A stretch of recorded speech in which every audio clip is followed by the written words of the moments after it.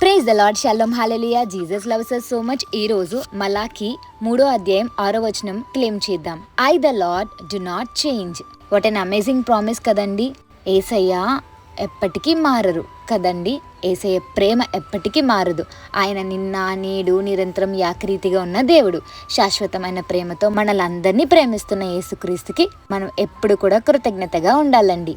ఋతువులు మారుతున్నప్పటికీ, వాతావరణం మారుతున్నప్పటికీ, కాలం గడిచినప్పటికీ పర్వతం స్థిరంగానే ఉంటుంది కదండి. మార్పులేని పర్వతం వల్లే దేవుడైన యేసుక్రీస్తు స్థిరంగానే మరియు నమ్మకంగా ఉంటారండి.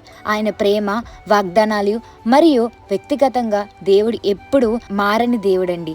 దేవుడు నిన్న నేడు ఎప్పటికీ ఒకేలాగా ఉంటారండి. తెలుసుకోండి, ప్రతిరోజు సూర్యుడు ఉదయిస్తాడు మరియు అస్తమిస్తాడు. అది మారదు. ప్రకాశవంతంగా మరియు వెచ్చగా ఉంటుంది కదండి.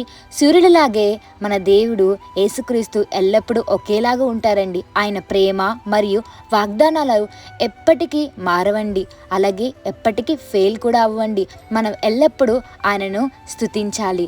ఎందుకంటే దేవుడు మన చెయ్యి ఒక్కసారి పట్టుకుంటే విడిచిపెట్టడానికి కాదండి. ఆయన మారని దేవుడు. సో మీ జీవితంలో యేసుక్రీస్తుని నమ్మండి.